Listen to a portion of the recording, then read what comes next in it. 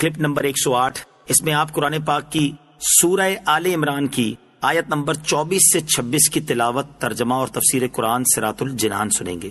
بسم اللہ الرحمن الرحیم۔ ترجمہ، اللہ کے نام سے شروع جو نہایت مہربان رحمت والا ہے۔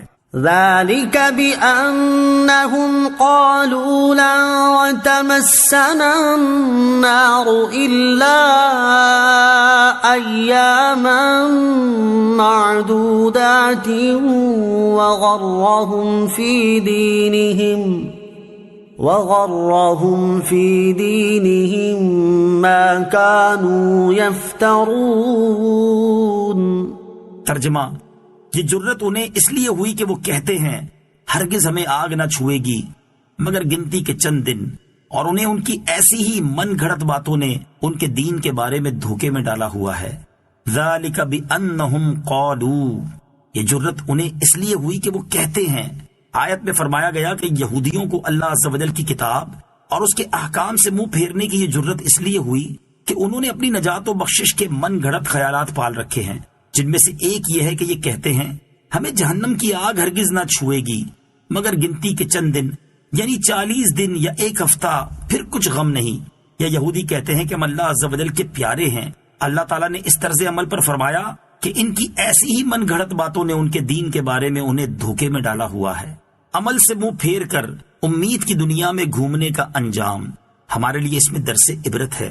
حقیقت یہ ہے کہ کسی بھی قوم کی تباہی اسی صورت میں ہوتی ہے جب وہ عمل سے منہ پھیر کر صرف آرزو اور امید کی دنیا میں گھومتی رہتی ہے۔ جو شخص لاکھوں روپے کمانے کی تمنا رکھتا ہے لیکن اس کے لیے محنت کرنے کو تیار نہیں، وہ کبھی 1 روپیہ بھی نہیں کما سکتا۔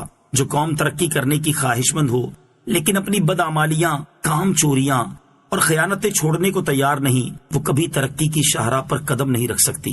یوں ہی جو لوگ اطاعت الہی اور اتباع رسول صلی اللہ تعالی علیہ وسلم کے قریب بھی نہ آئیں اور اپنی نسبتوں پر پھولتے پھریں، وہ بھی احمقوں کی دنیا کے باسی ہیں۔ اور افسوس یہ ہے کہ ہمارے ہاں ایسوں کی کثرت ہے۔ ہمارے واعظین، خطباء اور پیر صاحبان جو کچھ بیان فرماتے ہیں سب کے سامنے ہے۔ خوف خدا، قبر کی تیاری، آخرت کی فکر، بارگاہ الہی کی جواب دہی پر شاید ہی کبھی کلام ہو، اور رحمت کے موضوع پر اس قدر بیان کہ لوگ جری ہو چکے ہیں، اور اس کے نتیجے میں قوم کی عملی حالت کہاں پہنچی ہوئی ہے، وہ کوئی ڈھکی چھپی بات نہیں۔ فَكَيْفَ إِذَا جَمَعْنَاهُمْ لِيَوْمٍ لَا رَيْبَ فِيهِ وَوُفِّيَتْ كُلُّ نَفْسٍ مَا كَسَبَتْ وَهُمْ لَا يُظْلَمُونَ۔ ترجمہ، تو کیسی حالت ہوگی جب ہم انہیں اس دن کے لیے اکٹھا کریں گے جس میں کوئی شک نہیں، اور ہر جان کو اس کی پوری کمائی دی جائے گی اور ان پر ظلم نہ ہوگا۔ فَكَيْفَ إِذَا جَمَعْنَاهُمْ، تو کیسی حالت ہوگی جب ہم انہیں اکٹھا کریں گے۔ یہاں من گھڑت امیدوں کی سواری پر بیٹھ کر خیالات کی دنیا میں سیاحت کرنے والوں کی بات ہو رہی ہے، جو عقیدہ صحیحہ سے لا تعلق اور اعمال صالحہ سے دور ہونے کے باوجود خواب و خیال میں اپنے آپ کو جنت کے بلند و بالا محلات میں قیام پذیر سمجھتے ہیں۔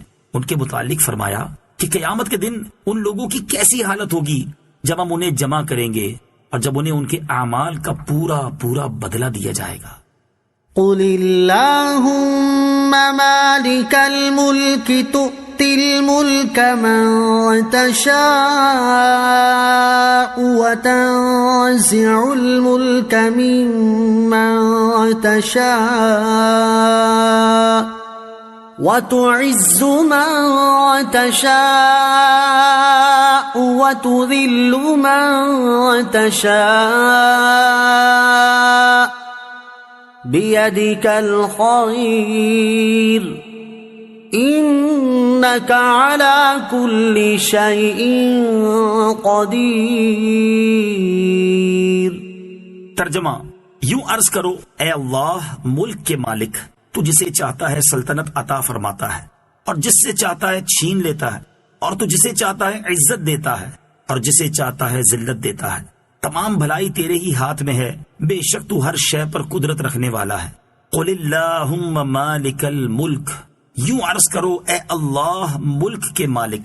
فتح مکہ کے وقت سید الانبیاء صلی اللہ تعالی علیہ وسلم نے اپنی امت کو ایران اور روم کی سلطنت کی بشارت دی کہ یہ مسلمانوں کے ہاتھ آئے گی اس پر یہود و منافقین کو بڑا تعجب ہوا اور کہنے لگے کہاں محمد مصطفیٰ صلی اللہ تعالی علیہ وسلم اور کہاں فارس و روم کے ملک، یہ تو بڑے زبردست اور نہایت محفوظ ملک ہیں۔ اس پر یہ آیت کریمہ نازل ہوئی اور آخر کار حضور اکرم علیہ الصلوۃ والسلام کا وہ وعدہ پورا ہو کر رہا۔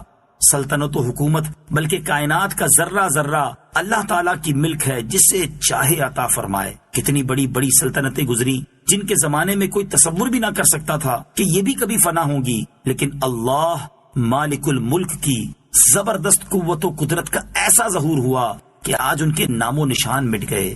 یونان کا سکندر اعظم، عراق کا نمرود، ایران کا کسرا و نوشیروان، دہاک، فریدوں، جمشید، مصر کے فرعون، منگول نسل کے چنگیز اور ہلاکو خان، بڑے بڑے نامور حکمران اب صرف قصے کہانیوں میں رہ گئے، اور باقی ہے تو رب العالمین کا نام اور حکومت باقی ہے، اور اسی کو بقا ہے۔ یوں ہی عزت و ذلت دینا اللہ تعالیٰ کی قدرت میں ہے۔ دور دراز کے گاؤں بستیوں سے، چھوٹے اور غریب خاندانوں سے اٹھا کر تخت حکومت پر بٹھا دینا، غلاموں کو بادشاہت عطا کر دینا اللہ تعالیٰ کی قدرت ہے، اور معاشرے کے معزز ترین بلکہ دوسروں کو عزتیں اور خلعتیں بخشنے والوں کو ذلت و گمنامی کے عمیق گھڑوں میں پھینک دینا اسی احکم الحاکمین مولا تعالیٰ کی قدرت ہے۔